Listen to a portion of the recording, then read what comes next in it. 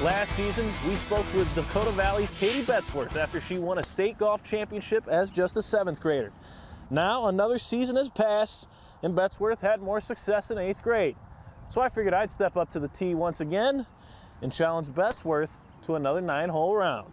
This year, Betsworth tore through the regular season, winning the Dakota 12 Conference Championship and then the Region 2A title in the same week, allowing her to head to Sioux Falls for a chance to defend her state title.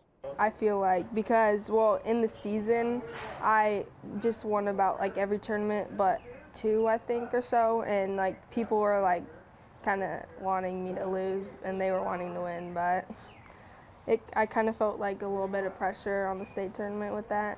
While feeling the pressure, Betsworth still posted quite the round, a 78, putting her just 1 stroke back of the lead and still right in the race for a championship, before a round 2 score of 82 placed Betsworth at 7th in the state championship.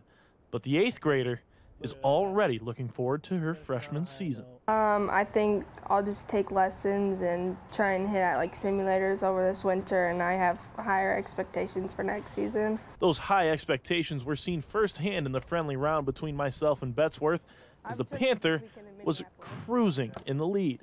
But that was no surprise for the future freshman, considering she welcomed an increase in competition last season. This year I had like more competition, and my results were a lot better this year than last year, I feel like, because this season I just set a lot of PRs and I just played my best golf.